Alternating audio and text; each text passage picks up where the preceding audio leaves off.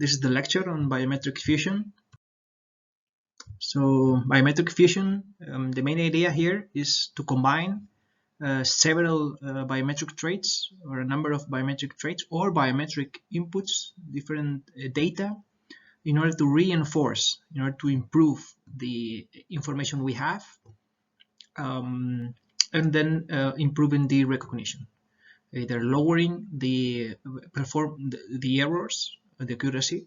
This is improving the performance, accuracy, lowering the errors, or augmenting the coverage. For example, some individual trait may not be useful, may not be of enough quality, and then by considering other biometric traits, we may complement incomplete data or limited data. So this is using multiple data to improve the system in some aspect. This is just like a prototype in a laboratory, just to convey the idea that once we are in front of a system, and this can be just a computer, it can be a smartphone, it can be an access control in a door, it can be a border control in an airport. We can have multiple biometrics like face, fingerprint, palm print, voice, signature, all at the same time or sequentially, so depending on the scenario. So the main motivation to use multiple data is usually to enhance the performance. So this is to lower the recognition errors, the echo error rate, for example, reducing the echo error rate. Also to improve the coverage, the population coverage. As I said, we may have one single data, let's say fingerprint, and then the fingerprint can be of low quality, noisy, and then for that particular subject, if we want to identify him, we may complement that with additional data coming from a face, for example. In some implementations of large-scale national IDs, we have fingerprint and face. So by combining the two, we can assure that the population coverage is as big as possible. And then also, once we have multiple data, then usually the security is higher. So a potential attacker, if he wants to fake, he wants to spoof our biometric system, then it's more difficult. So he needs to fake multiple biometrics at the same time. There are some examples. In fact, many different practical systems combine various types of biometric data. In forensics, it's common to have not only one finger, but multiple fingers, and also additionally a face photograph and additional data from the person in order to build this user template that is stored in a register in a large-scale data set for identification searches. Also, the US visit program, you know, that and also the border control scenarios. We have fingerprint and face in border control applications usually. So what kind of information can we combine in order to improve biometric systems? It can be multiple sensors, so the same evidence. Let's say I'm in front of a camera and I use multiple sensors to capture my face. I can combine the same data, just one finger, one sensor, and then I combine multiple algorithms, for example, multiple representations. So remember there was a representation based on texture, a different one, the most important based on minutia. So I can perhaps combine different representations, because different representations may work differently in different conditions. So most of the time it's good to combine different processing in order to cope with varying quality or varying conditions of the images. I can acquire multiple instances, for example, 2 eyes, 2 fingers, 3 fingers, and so on. Multiple samples. This is the same individual, same instance, but at different acquisition conditions, rotating the face, rotating the finger. And then multimodal. I combine multiple modalities, multiple different biometrics. So the methods to integrate the information from sensors, algorithm, instances, multi-sample, sometimes are shared, are the same.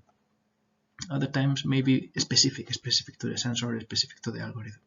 But there are some methods for information fusion that can be applied to any of these data combinations.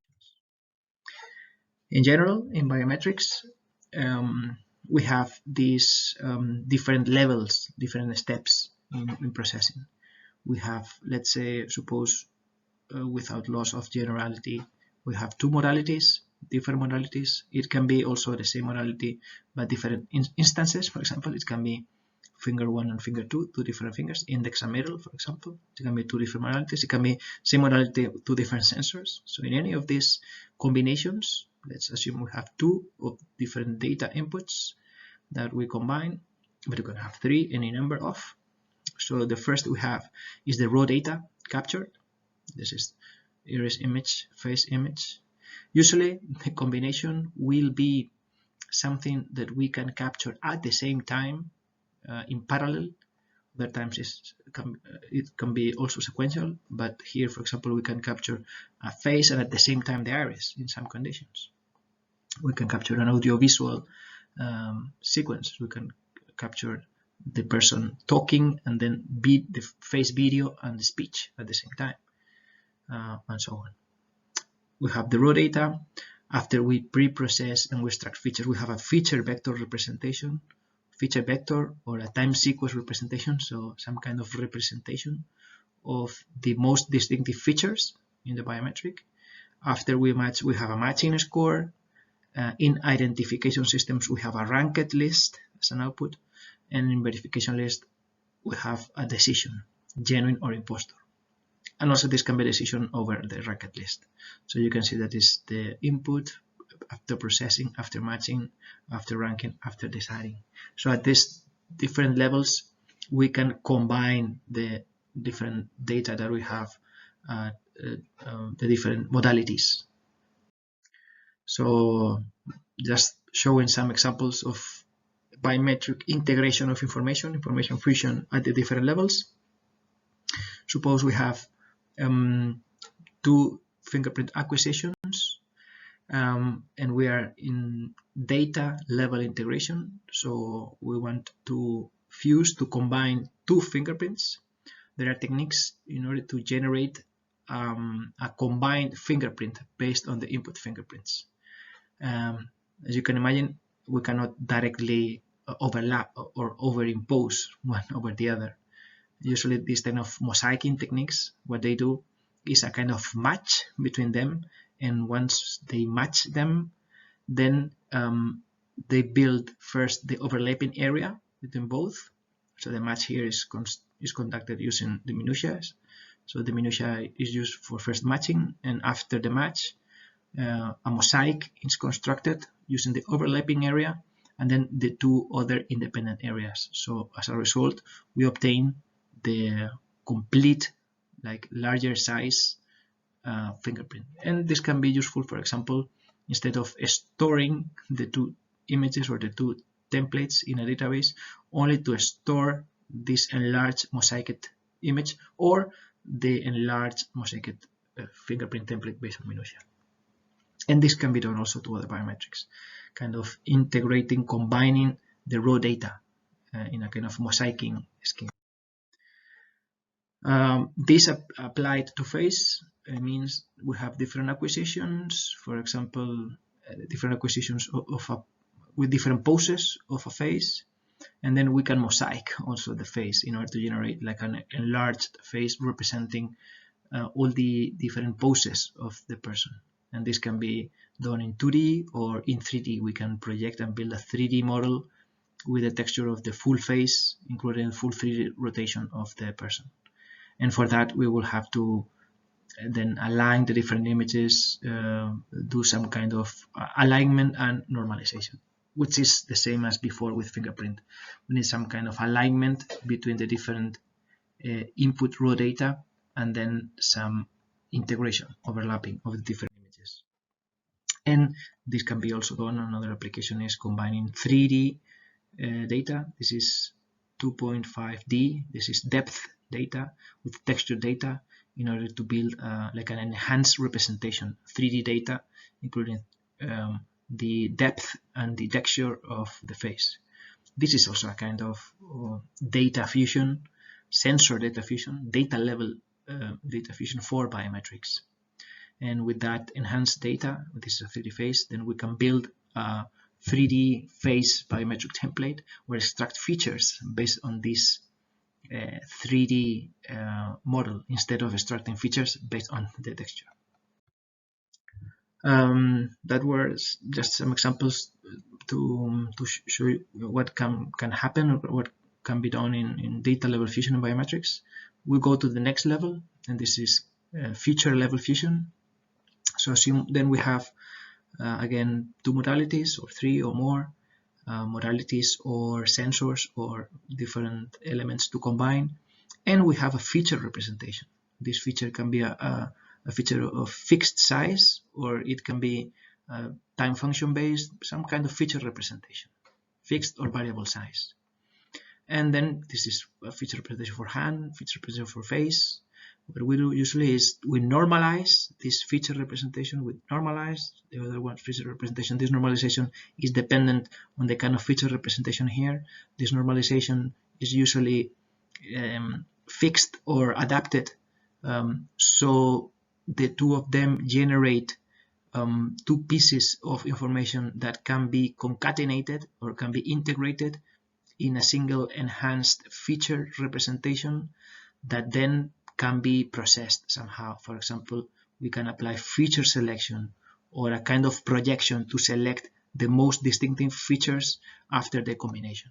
And this is a kind of general strategy where we kind of integrate two feature representations of different size, different nature, because we normalize them, we integrate them, we apply like a second level feature selection or projection to a distinctive, discriminative new feature set. And the result is a new feature set that then we can compare using a matcher that will be or need to be useful or adapted to this new feature space. So we will have to change our matcher. So the initial matcher for hand will not work here. The initial feature matcher for face will not work here. So usually we'll have to build or assume or construct a new feature, a new matcher for this new feature set. The next level is score level fusion.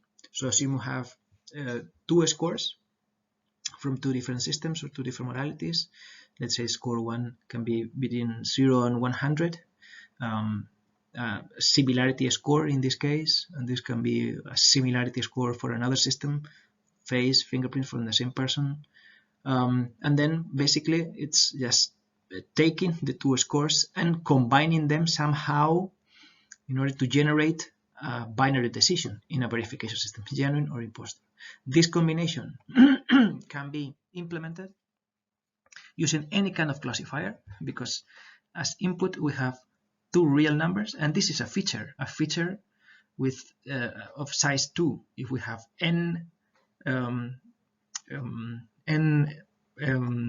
modalities to combine or n inputs to combine, then we have a new feature of size n, and then we can use a train classifier like an SVM, any classifier, any fixed size feature as input can be then trained with a classifier into a binary decision, a binary classifier with input feature vector size n. So there is no single best classifier here.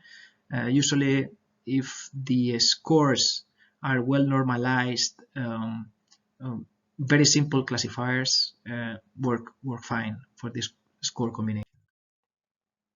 In fact, if the scores are well behaved and the number of scores that we combine is not very large, let's say 2, 3, 4 different scores, even if the range is different, for example in this example we have the first score in the range 0 and 100, and the range here is completely different. The range here is completely different, -1, 1.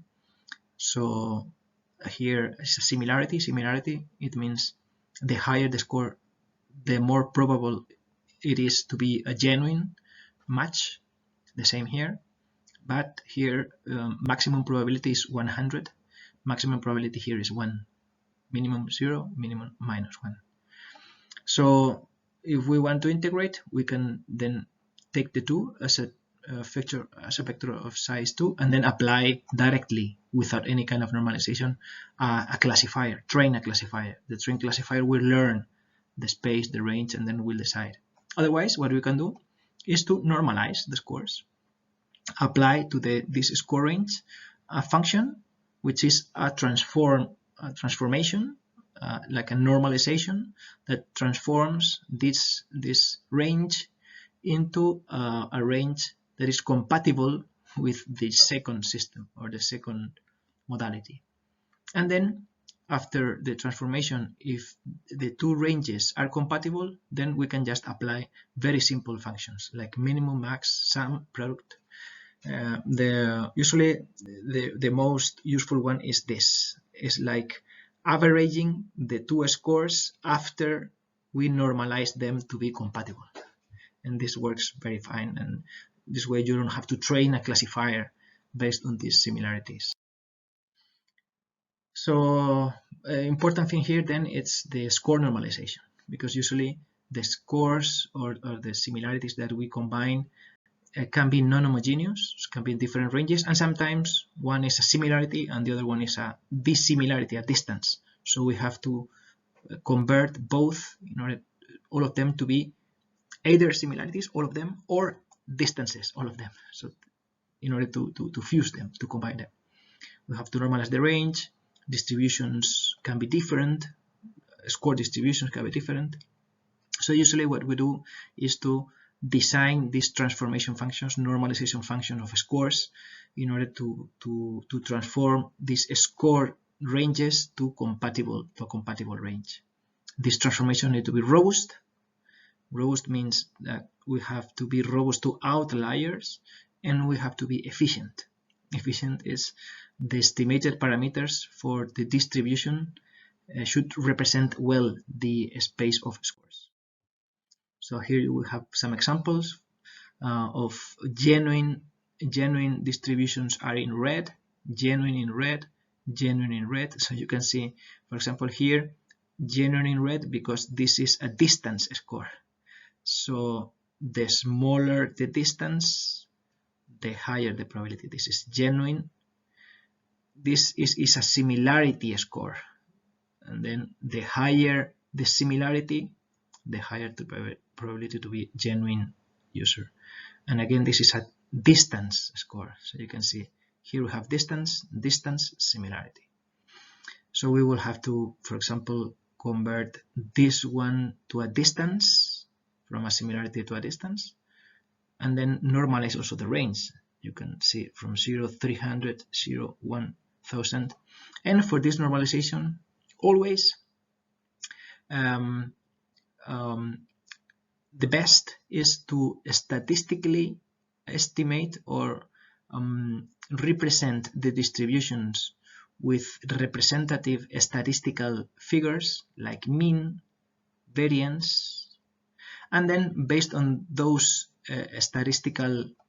with this statistical representation based on mean and variance, then we normalized all the range. Because if we just take like individual samples, let's say I look at this distribution, I examine the distribution, I observe that the maximum value, the maximum individual value is like here, or it's like here, or it's like here. I should not normalize based on that maximum value, because that will not be robust, will be very dependent on outliers. It's much better to just normalize or model our distributions based on mean sigma, and then project those mean sigma, for example, to have most of the distributions, the largest part of the distributions aligned to 1 to 0, 1, for example, 0, 1 range. Before we saw a paper that there was an explanation of how to really construct these normalization functions. So basically we have different modalities. We extract features, for example, eigenfaces or Fisher faces or BGG features. And then based on that, we generate, in this case, for example, a dissimilarity score. This is a distance score. And that distance is because the matcher we have here, we, for example, in fingerprint, construct a minutia template. We compare, we match against another minutia template, and we generate a similarity score. For hand, we extract features of the hand contour, distances, and we obtain a distance. You see distance, similarity.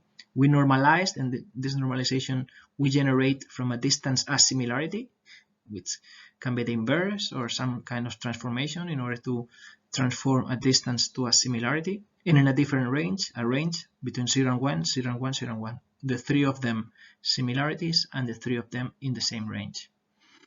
And then we combine, for example, averaging the three scores. And this will be like an integrated score to which I can then apply a decision threshold, and that decision will be much more robust in comparison to the initial matchers. I can do many things here, as you can see. I can adapt, for example, this fission rule. Instead of having this fission rule to be fixed for all inputs, I can detect when I have a low quality here using a quality estimator, for example, the NIST NFIQ quality estimator. And when I have low quality, I can then go here and give then less importance, less weight to this score and more weight to the others. That's something that is usually done. I can have an adaptive fusion rule in order to be smart in how I combine these scores by predicting, by exploring the context and predicting what is going to be the performance based on each input channel. In identification systems,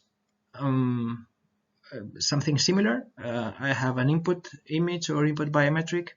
After the comparison, I have a ranked list. So usually I have a ranking.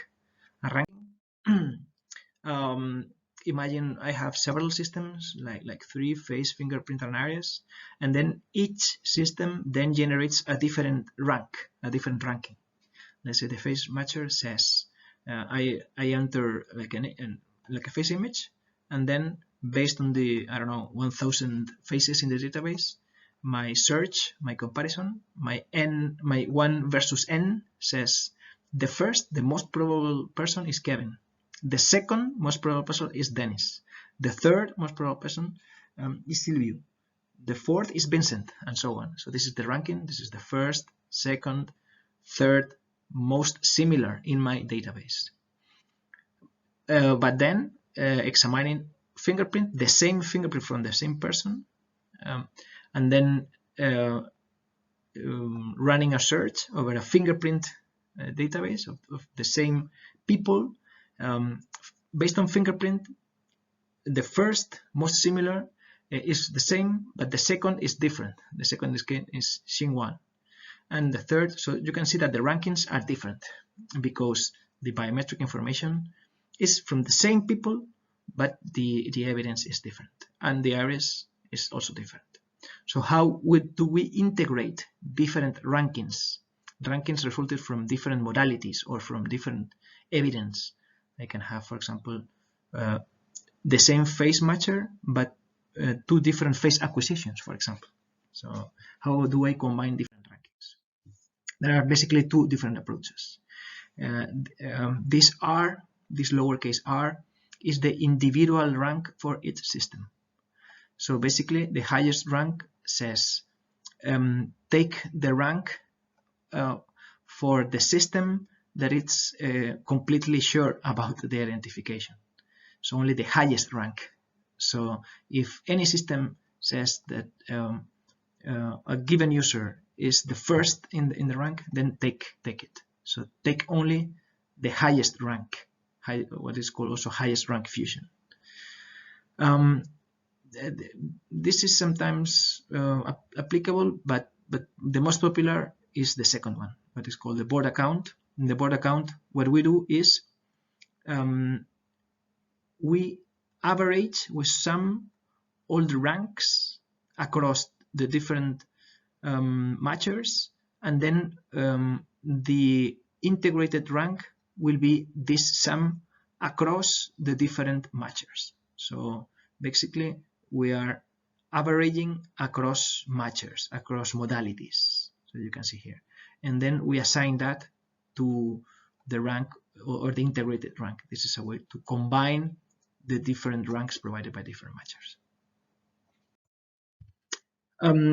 If we have already a decision by a system, let's say fingerprint system says genuine, face system says imposter, so we have only binary output to combine. So what we can do is just applying like very basic fusion schemes. We cannot do much, so we can apply like binary operators like AND OR.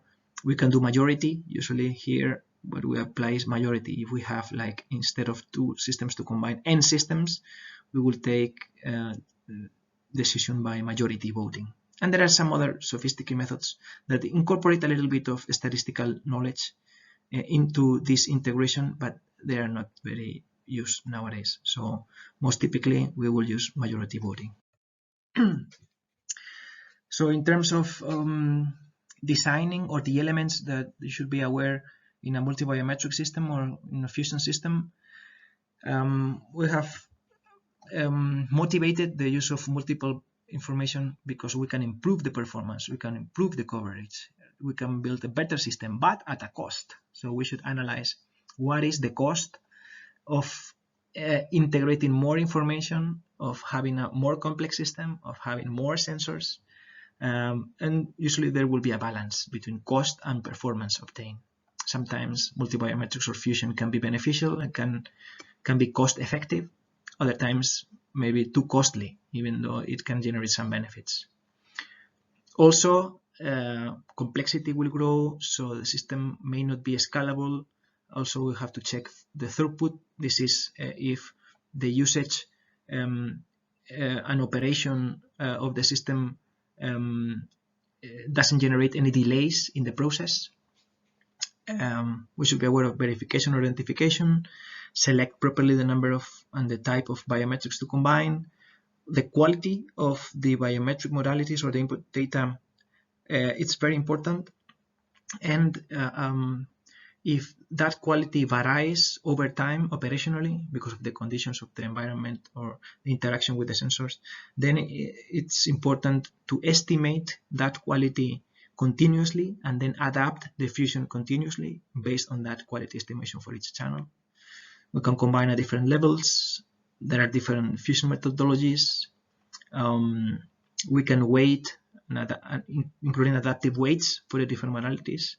And in order to develop this kind of multi-biometric approaches, there is a need for multimodal databases, real multimodal databases from the same people, multiple biometrics, in order to really investigate how to combine them and what is the benefit in terms of error rate and other measures when combining them. So this is for research and development of multi-biometric systems. We need multimodal databases, and there are also multimodal databases provided by NIST and by other researchers that we can use for research in multimodal biometrics. And that's all for the fusion lecture.